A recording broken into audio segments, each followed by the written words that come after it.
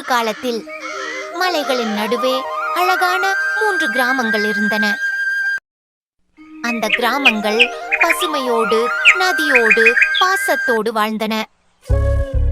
மக்கள் மகிழ்ச்சியோடு உழைத்து விழாக்களை கொண்டாடி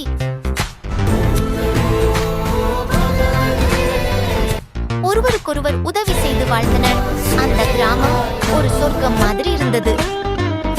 ஆனால் அமைதி என்றால் என்றைக்கும் நீடிக்காது. ஒரு இரவு வானம் திடீரென்று கருமையாக மாறியது. மழை பெய்ய ஆரம்பிச்சது. ஆனால் அது சாதாரண மழை இல்ல. நதி கரை புரண்டு வயல்கள் முழுக்க தண்ணீரில் மூழ்கின. மக்கள் அலறினார்கள்.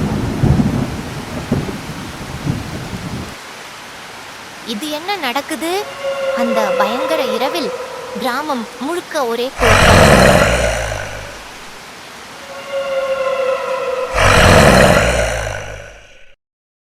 அந்த 3 கிராமங்களும் சேர்ந்திருந்தது.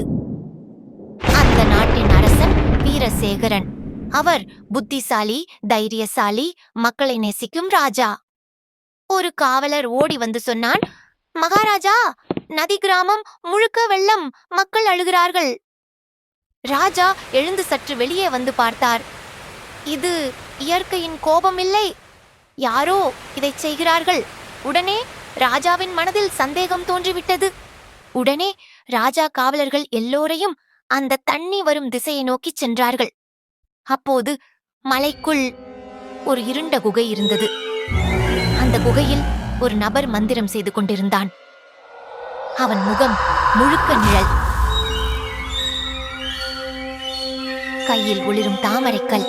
அவன் மெதுவாக சொன்னான், இந்த நிலம் எனது, இந்த கிராமங்கள் அழியட்டும்.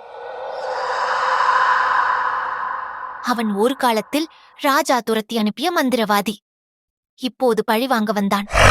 மக்களை காப்பாற்ற ராஜா தன் படையுடன் மலைக்கு சென்றார். இடி மின்னும் வானத்தில் மழை அவரை தாக்கியது. ஆனா அவர் உறுதியோடு சென்றார். அப்போது குகைக்குள் ஒளி தோன்றியது. உடனே ராஜா அந்த குகைக்குள் சென்று பார்த்தார். ஒளிரும் கல், அதிலிருந்து எழும் தீய சக்தி. மந்திரவாதி சிரித்தான். நீ என்னை கிராமத்தை விட்டு துரத்தினாய், இப்போ உன் கிராமத்தை நான் அழிக்கப் போகிறேன்.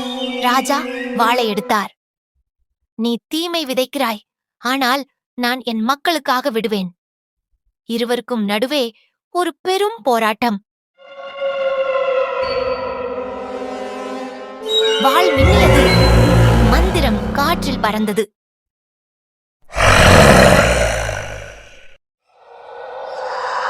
இறுதியில் ராஜா தாமரை கல்லை உடைத்தார். கல் சிதறியது, ஒளி வெடிச்சது. மந்திரவாதி புகையாகி மறைந்தான்.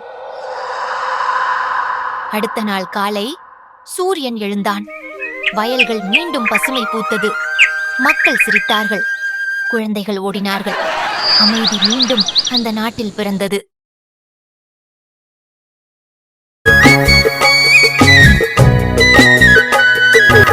Krishna